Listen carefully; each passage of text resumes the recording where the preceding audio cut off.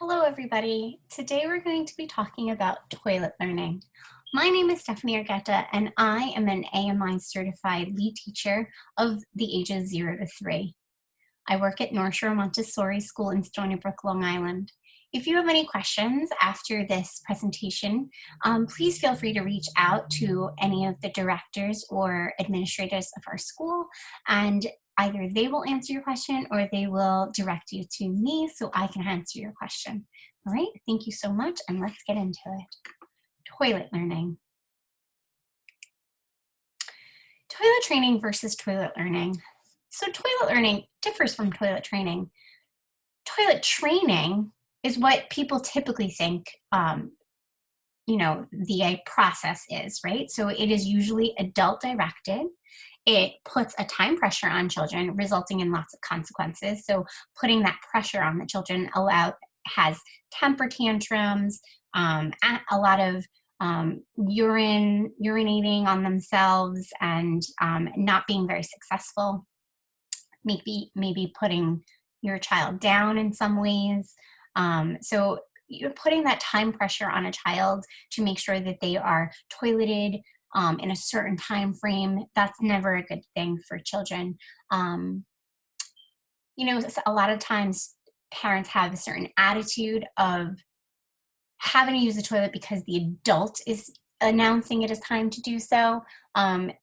Children need to be doing this on their own terms, right? So you have to allow the child to guide you in certain ways in the toileting process.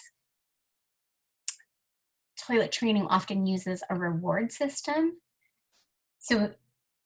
And that is very typical of a lot of people who don't know how or what to do with their children. They will either bribe them or, have like a chart, and that works sometimes, and sometimes it doesn't.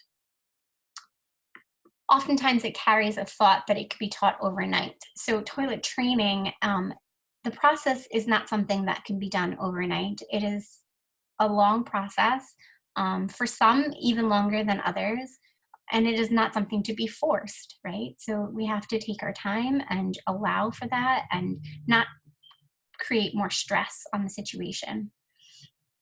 And sometimes adults can have a negative attitude towards the whole experience. And when you have a negative attitude and not keeping positive and giving positive feedback and all that, the child's going to have a negative attitude about toileting, and that is very detrimental to this whole process. They're not going to feel like they want to use the toilet if your whole attitude and the feel of the whole situation is negative. Toilet learning, which is more aligned with what Montessori believes, is a little bit different. It begins with readiness. So we look for the signs, and we'll go into more about what those signs are in a few minutes, but we look for signs before we push a child into the toileting process. It's also a skill that needs time to learn. Again, this is not a time crunch. We have to provide enough time for this child to, understand and grasp and master the toileting process. A lot of times toilet learning is linked to self-esteem. So genuine verbal praise is important. You have to make sure that you are giving them really, encouraging words. So there are no accidents in toilet learning, only lessons. So we don't say, oh no, you've had an accident. We say, oh wow, you've wet yourself, or your underwear is wet, or your pants are wet, or I see that the floor is wet. What happened? These are lessons that we learn from, right? And it's all part of the learning process and how we talk to the child. You have to keep a positive attitude and use encouraging language. So keep yourself positive and use positive thoughts and words towards your child. Allow the child to learn in their own time with the support of the adult. So again, giving your child time to process and to grow and to learn and develop in this on their own. You're also going to provide clothing and the appropriate materials to allow for success. So you're not going to provide them with jeans that have a zipper and a button and are too tight. You're going to provide them things that are very comfortable and easy to pull up and pull down. And you're also going to provide them ways to use the toilet successfully. So we'll go into those in a few minutes. So let's talk about some physical signs of readiness. Physical signs of readiness would be long dry periods, either 1.5 to 2 hours at a time. You want to be seeing regular bowel movements around the same time each day, so you have a knowledge of when to kind of guide them towards the toilet that day. You're also going to look for signs that your child is indicating when he or she has a wet or soiled diaper. So if they're pointing to their diaper and letting you know, they are quite aware that they are wet and soiled, and then they have a little bit of an understanding about what that means and the difference between dry and wet, right? They're also, you have to look for signs that they are aware that they're going to be having a bowel movement. So when they hide in a corner or behind a sofa, and they are very, very good at knowing when that's about to happen, they're on their way to being ready for toileting. And you're also going to be looking for if they are physically able to get on a toilet or balance on a step stool by themselves. So some signs of maturity. Maturity happens at different stages for children. So you're going to be looking at, can they follow verbal directions? Are they not drinking from a bottle anymore? Are they out of a crib? Because being in a crib is a message to a child that they're still a baby. Are they asking to use the toilet? There's a difference a lot of times between girls and boys and how they toilet and how young and how old. So let's dive into that a little bit. So research shows that girls are consistently ready earlier than boys. But almost all children are ready by 2.5. So sometimes boys have a lack of a male role model. Now, girls, the mom, if they have a mom or a woman who is demonstrating how to use the toilet, it's a little bit easier for girls to understand. But for boys, not having a male role model or a father figure or someone to show them how to use the toilet as a man or as a boy, it does sometimes cause a little bit of problem. Sometimes there's a higher activity or a fidgeting level for boys, so they don't want to sit long enough on the toilet to allow for the toileting process to happen. Sometimes children have to sit on the toilet for a little bit to understand the feeling of pushing or allowing, the urine to come, right? So there's sometimes a little bit of a higher activity and in the level of for boys, and they don't know how to sit still long enough. It's also a lower maturity level. Boys sometimes think that toileting is funny. They make fun of it, and they're just not ready at the same time sometimes as girls, and that's okay. And the understanding of sitting down on a toilet versus standing up is a little bit different. Girls, it doesn't matter. Girls sit on the toilet all the time, but boys have to come to an understanding of whether or not they're going to stand up to urinate or sit down to have a bowel movement. So it is a little bit harder for boys to understand that difference. Let's talk about how we can set up a learning environment for the children. And as we set up any kind of learning environment for our children, the toileting learning environment is the same, right? We have to make sure that it's prepped and ready for our kids to be successful. So we always want to keep the toilet in the bathroom. It's very important. We do not use the toilet outside the bathroom. I don't urinate in my living room, right? You urinate in the bathroom. And so we want to make sure that we are making sure that these children understand that the bathroom is where we go when we have to use the toilet.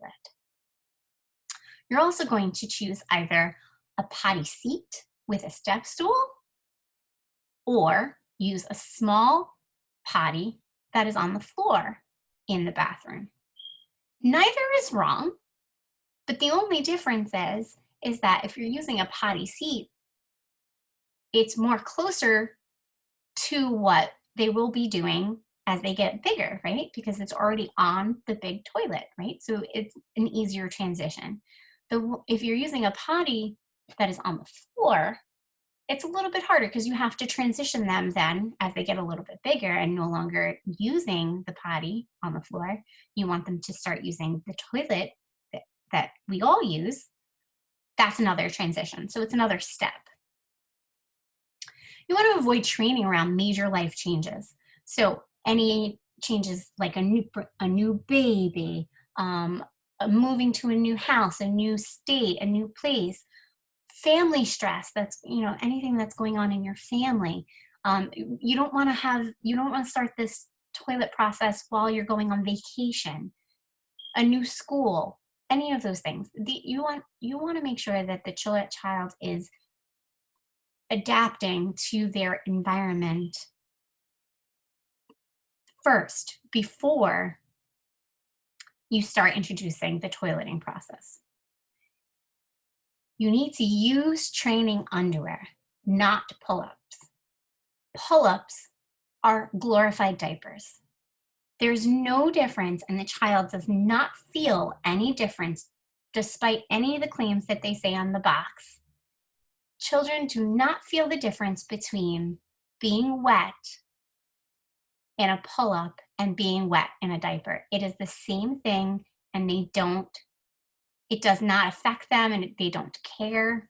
So it is really important that you have them in training underwear. There's tons of thicker underwear that help save shoes, that don't make as much of a mess, but you want the cotton underwear so that they have the feeling of being wet or being soiled. And you want to stick to a routine. So you want to make sure that you're as close to doing the same thing every day, getting up, use the toilet, have breakfast, maybe try and use the toilet again. You want to keep a routine going. I would say in the first few days, start with every 15, 20 minutes so you see how your child is. So if you are paying attention, they've urinated. All right, so let's see, in 15 minutes, are they going to urinate again?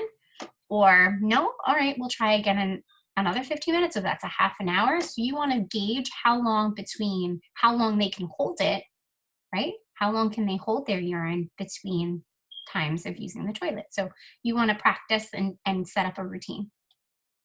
You're also going to make sure that you have consistency between school and home. So if they are using the toilet consistently at school, then you're going to want to talk to those teachers and see how often, how are they sitting, what are they doing at school, that kind of stuff. And then you can implement the same things at home.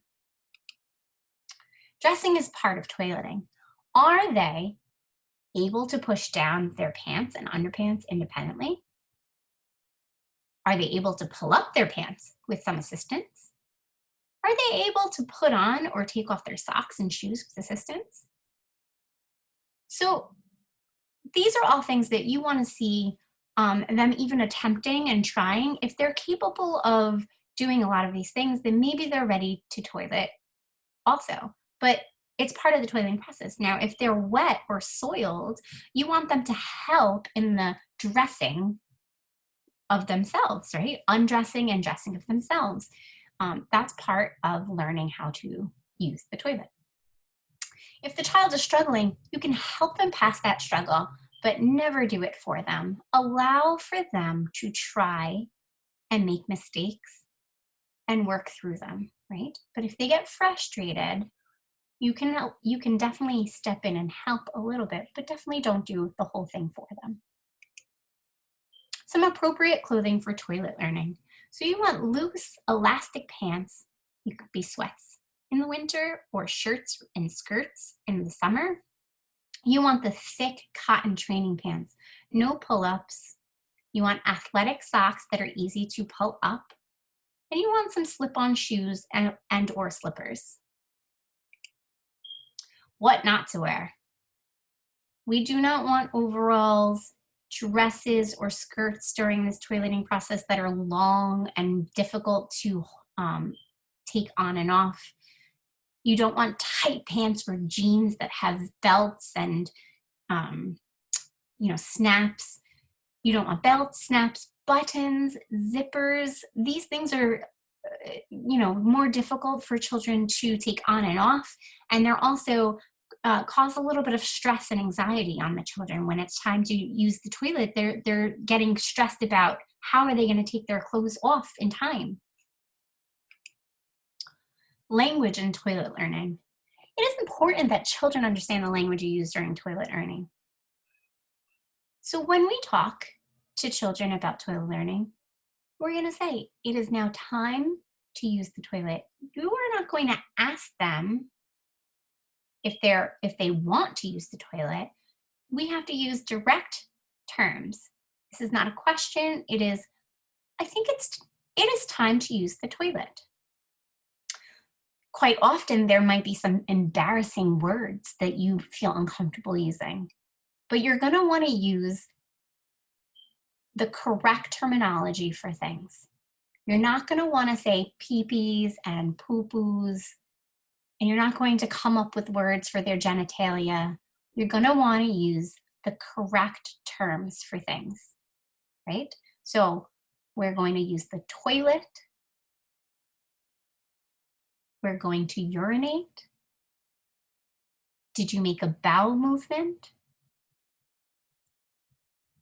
Make sure you push down your penis. Like, these are words that I know people feel very uncomfortable saying, but those are things that you want to make sure that you are using so that everybody is clear. You want to use the toilet in an everyday event and being comfortable to explain the process and body parts to children. So again, like I said, you have to make sure that you are comfortable talking to your child about the correct words for their body parts. You want to make sure that they understand that using the toilet is a perfectly everyday event that everybody does, and it is natural. You want to invite the child to use the toilet always, and you want to make sure it's clear, direct, and positive. So you can use these examples that I posted. You may go and sit on the toilet. If the child refuses, you need to sit on the toilet so you can urinate. So continue using some positive words, but make sure it is directive, not a question. You never want to force a child on a potty or a toilet against their will, or use language in a negative way. Okay, so you're not going to say, go sit on the potty right now. Those kinds of words and that tone never makes the process go any easier.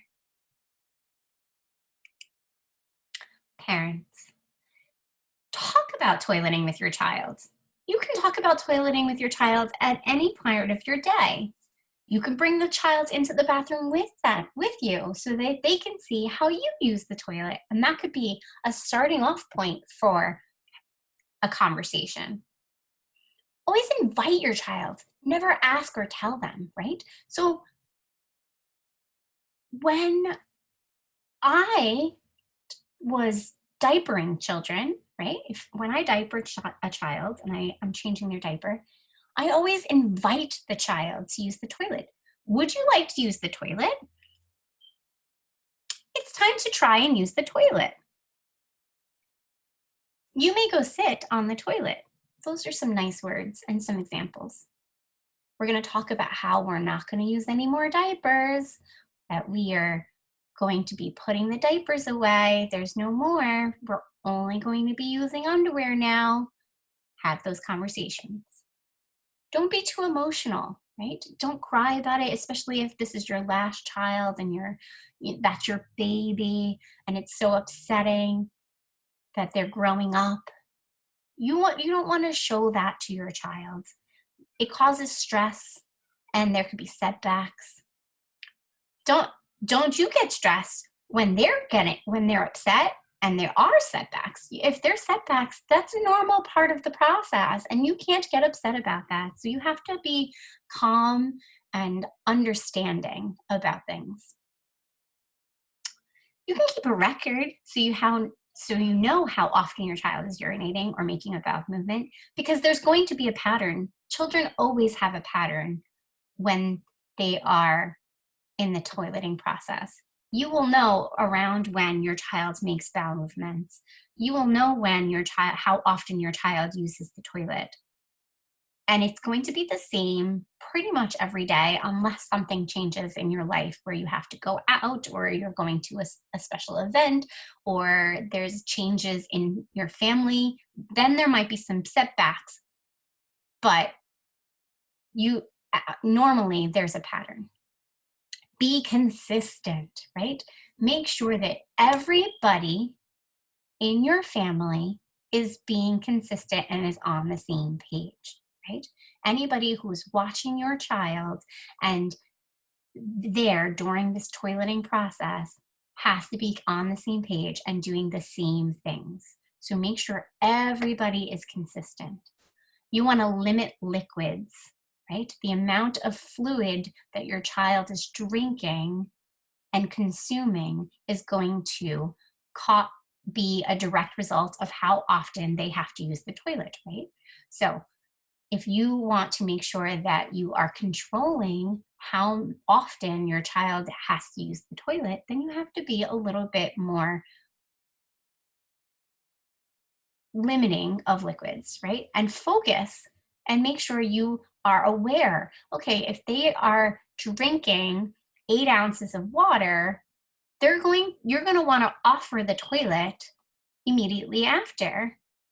And then maybe again in 15 to 30 minutes after, because they may not get it all out on the first round, right? So you have to be a little bit more aware of how much liquids you're giving them and at what time of day. So towards the end of the day, if you want them to stay dry during their naps or stay dry during overnights, you're going to want to limit how much they're drinking, but also how close to that time you give it to them. So if you put your child to bed at 8 p.m., you're going to want to stop giving them liquids around 7 so that they have time to process those liquids and have to urinate. And then they will go to bed and hopefully wake up dry. Or maybe even wake up in the middle of the night when they need to, right? And a child that is younger than 3, or even a child that's younger than 5, may have trouble sleeping through the night. So at that point, we can talk about other ways to allow your child what kind of clothing and things like that you would need for the night. We're talking certain types of bedding that is good to be underneath the sheets or on top of the sheets. So we can talk more about that if you have questions about overnights. You're going to want to provide manageable clothing. Again, provide things for your child to be successful. Make sure it's things that they can pull up and pull down pretty independently without much struggle. And most importantly, you want to be patient with these children. It's not going to be something that they learn overnight. And don't get frustrated because they feed off of everything that you're feeding. So in conclusion, let's talk about the pre-toileting training checklist. If your child can do all of these things, it is time to toilet train. So some dressing skills. They can take off and put on their shoes, take off and put on their pants, take off and put on their socks. They might be ready to toilet train. Awareness and interest. Does your child tell you when he or she is wet or has a bowel movement? Do they watch you or others go use the toilet? Do they have a general interest in the bathroom routines? they might be ready to use the toilet. Transitions. Have they transitioned from a bottle to a cup? Have they transitioned from a high chair to a regular booster chair? Have they transitioned from a crib to a bed? They might be ready to toilet train. Some physical things. Are they staying dry for a couple of hours? Can they get on and off the toilet independently? And do they have bowel movements on a predictable schedule? If they can do most of these things, then it may be time to toilet train. Do you have any questions? Feel free to reach out. Thank you so much for watching. I hope you enjoyed today's tutorial on toileting, and thanks. I'll talk to you all soon. Bye.